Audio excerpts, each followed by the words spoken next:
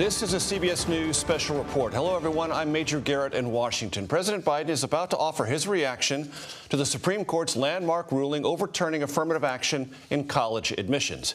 In a 6-3 decision, the court said that Harvard University and the University of North Carolina's admissions programs that take race into account violate the Constitution. Writing for the majority, Chief Justice John Roberts said, quote, "The Harvard and UNC admissions programs cannot be reconciled with the guarantees of the Equal Protection Clause. Both programs lack sufficiently focused and measurable objectives, warranting the use of race, unavoidably employ race in a negative manner, involve racial stereotyping, and lack meaningful endpoints." In her dissent, Justice Ketanji Brown Jackson, the first black woman on the nation's highest court, wrote, and we quote, "With let them eat cake obliviousness, today the majority pulls the ripcord and announces colorblindness for all by legal fiat. But deeming race irrelevant in law does not make it so in life." In the past 20 years, the Supreme Court had twice upheld affirmative action in programs in college admissions, including as recently as 2019. You see the president walking into the Roosevelt Room now. Let us go now live to President Biden and his reaction to the Supreme Court ruling.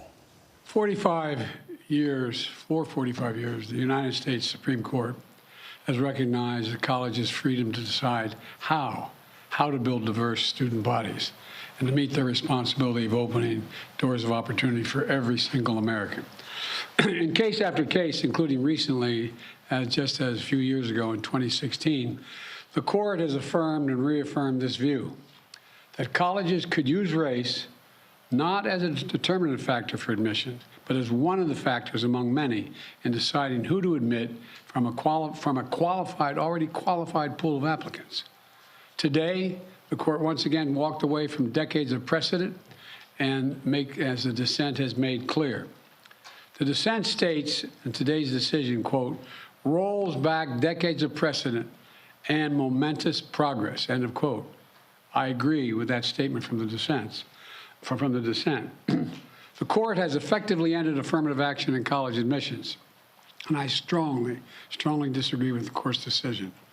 Because affirmative action is so misunderstood, I want to be clear, make sure everybody's clear about what the law has been and what it has not been until today. Many people wrongly believe that affirmative action allows unqualified students to be admitted ahead of qualified students. This is not how college admissions work. Rather, colleges set out standards for admission, and every student has to meet those standards. Then and only then, after first meeting the qualifications required by the school, do colleges look at other factors in addition to their grades, such as race. The way it works in practice is this. Colleges first establish a qualified pool of candidates based on meeting certain grade, test scores, and other criteria.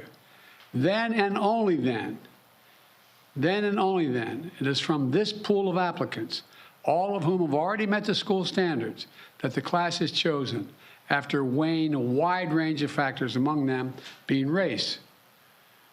You know, I've always believed that one of the greatest strengths of America, you're tired of hearing me say it, is our diversity. But I believe that. If you have any doubt about this, just look at the United States military. The finest fighting force in the history of the world. It's been a model of diversity. And has not only made our nation better, stronger, but safer. I believe the same is true for our schools. I've always believed that the promise of America is big enough for everyone to succeed, and that every generation of Americans, we have benefited by opening the doors of opportunity just a little bit wider to include those who've been left behind. I believe our colleges are stronger when they're racially diverse. Our nation is stronger because we are tapping into the full range of talent in this nation. I also believe that while talent, creativity, and hard work are everywhere across this country, not equal opportunity. It is not everywhere across this country. We cannot let this decision be the last word. I want to emphasize, we cannot let this decision be the last word. While the court can render a decision, it cannot change what America stands for. America is an idea unique in the world, an idea of hope and opportunity, of possibilities, of giving everyone a fair shot, of leaving no one behind. We've never fully lived up to it, but we've never walked away from it either. We will not walk away from it now. We should never allow the country to walk away from the dream upon which it was founded. That opportunity is for everyone, not just a few. We need a new path forward, a path consistent with a law that protects diversity and expands opportunity. So today I want to offer some guidance to our nation's colleges as they review their admission systems after today's decision. Guidance that is consistent with today's decision.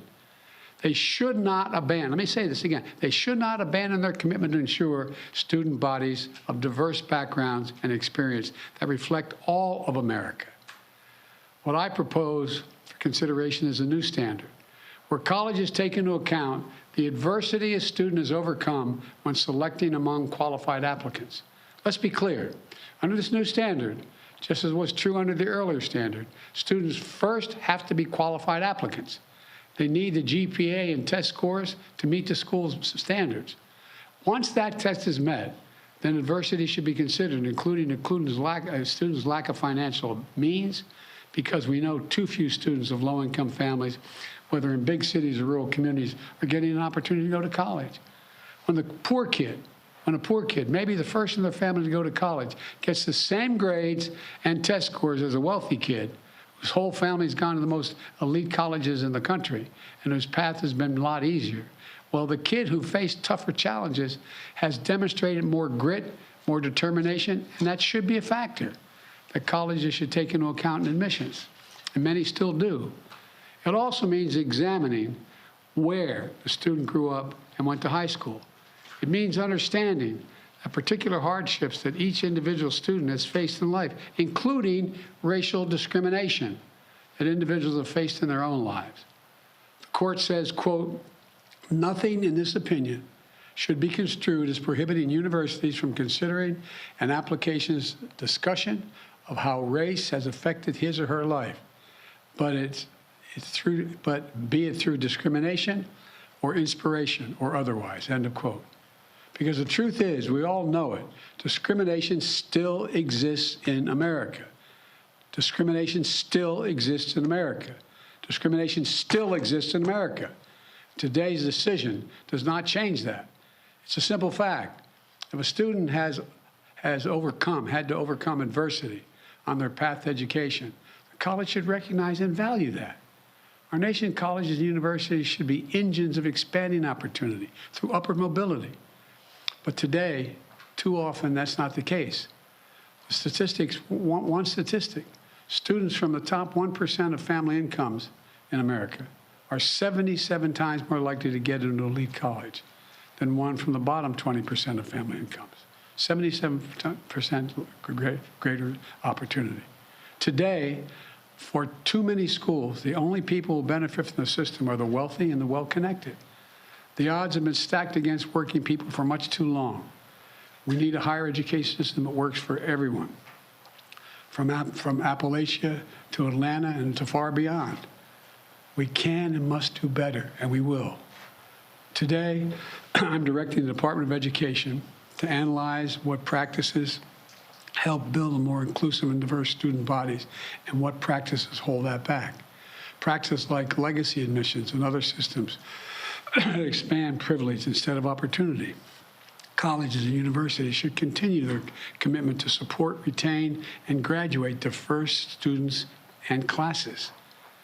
And companies who are already realizing the value of diversity should not use this decision as an excuse to turn away from diversity either. We can't go backwards. I know today's court decision is a severe disappointment to so many people, including me. But we cannot let the decision be a permanent setback for the country. We need to keep an open door of opportunities. We need to remember that diversity is our strength. We have to find a way forward. We need to remember that the promise of America is big enough for everyone to succeed. That's the work of my administration, and I'm always going to fight for that. And I want to thank you all. And I know you've been told I have a helicopter out there waiting to go up to do an interview in New York. I'll be talking more about this, a live interview. But thank you very much, and we're going to have plenty of time to talk about this. But we're not going to let this break us. President Biden, the Congressional Black Caucus said the Supreme Court has thrown into question its own legitimacy. Is this a rogue court? This is not a normal court. Should there be term limits for the justices, sir? As President Biden left the Roosevelt room, he took one question. Is this a rogue court? The president said it is not a normal court. Let us go to senior White House and political correspondent Ed O'Keefe, who joins us from the North Lawn of the White House. Ed, the president said the Supreme Court has, and these are the president's words, effectively ended affirmative action in college admissions. He said the court cannot have the last word, and there has to be a new path forward. Then he said there should be guidance. He provided that guidance. Please summarize and tell us what that tells us about how prepared this White House was for this decision. Yeah, they're in a series of cases they've been waiting for this session. One of them that's been reviewed and for which scenarios were prepared is this one. And you heard him say there should be a new standard regarding adversity a student has overcome, and then some other general guidelines. That is actually consistent with what the court was writing today, saying that it can be considered alongside things like adversity and whatnot. The president is speaking to a country in which a majority believe affirmative action programs should be continued, should be allowed to continue. But on the specific issue of race-based college admissions, just 30% of Americans believe they should be allowed. And so you heard the president there try to clarify what exactly Harvard and the University of North Carolina were up to and how going forward, potentially, race could continue to be a factor. But that signal that he's asking the Education Department to look into this in plainer English is, I'm looking for some kind of executive action or clarification I can give to the nation's institutes of higher learning going forward in the wake of this decision. Ed, before I go to Nicole Killian, who's here at the desk with me, after the Dobbs decision last year, there were some in the Democratic Party who thought the White House was slow-footed in its response, did have a comprehensive way to talk about this and respond. Do you detect in this reaction from the president today and some of the specifics you just outlined better preparation? I do, because they've been channeling for the last several weeks that on this case and on the forthcoming decision regarding the student loan forgiveness program, a handful of others, that they have been anticipating potential scenarios and have been preparing potential options for the president. They don't want to talk about them publicly. But there's also been a broader preparation in the political space. And if we can, Major, we should call out some pretty rare and unique comments today from the former First Lady, Michelle Obama. You may have seen this earlier, but she gave a pretty long statement recalling her own personal experience as a student at Princeton and Harvard Law. And in part, she bemoans the fact that, quote, so often we just accept that money, power, and privilege are perfectly justifiable forms of affirmative action, while kids growing up like I did are expected to compete when the ground is anything but level. So today my heart breaks for any young person out there who's wondering what their future holds and what kinds of chances will be open to them. And while I know the strength and grit that lies inside kids who've always had to sweat a little more to climb the same ladders, I hope and I pray that the rest of us are willing to sweat a little too. She's also knocking the fact that legacy, whether your parents give to that university, have been a leg up for many people, but there's never been a legal challenge to that. And we should point out, both the president just now and Justice Neil Gorsuch, in a concurring opinion, suggested that that acceptance of legacy, or whether your parents are giving big money to university, should be reconsidered and perhaps done away with. It is a factor at Harvard University as well, which of course was the subject of today's legal challenge. And many institutions around our country. I want to bring in congressional correspondent Nicole Killian.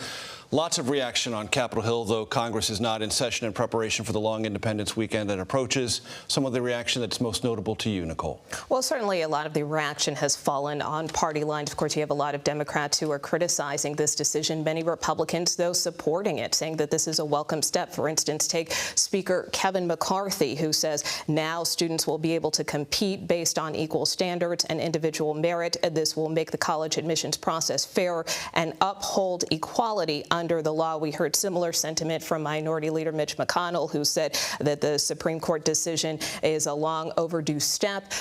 That being said, though, you know, again, when you look at what Democrats have said, for instance, Leader Hakeem Jeffries, the first black minority leader in the House, he said that the court has turned a blind eye to systemic racism, which I think is a point that you heard President Biden make, and one that stuck to me. You know, the discrimination still exists in America, and I think that is the debate and the argument argument that we saw from the justices today as well, where you have Chief Justice John Roberts arguing eliminating racial discrimination means eliminating all of it, but yet you have someone like Ketanji Brown Jackson in the dissent saying deeming race irrelevant in law does not make it so in life. When you have health disparities, when you still have a racial wealth gap, when you still have housing discrimination. So, are we really equal? I think, when we look in terms of where we are as a society, there's so much of an argument about are we in a post-racial society? And here you have some Democrats saying, no, that discrimination still exists. That's why these policies should still stand, which is why the president is proposing additional action. Thank you so much for that, Nicole. Joining us now is our CBS News legal contributor,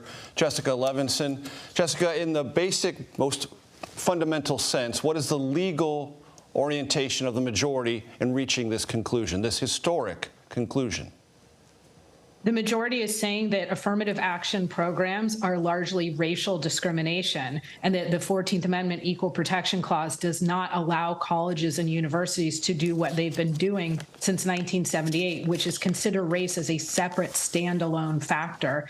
And as we heard, now it's going to be up to colleges and universities to try and figure out how to get a racially diverse student body while considering other factors and or how race affects an applicant's experience, but not as a separate factor. Jessica Levinson, thank you so very much. Our coverage will continue on CBS News Streaming, your local news, and tonight on the CBS Evening News. This has been a CBS News Special Report. I'm Major Garrett in Washington. Good day.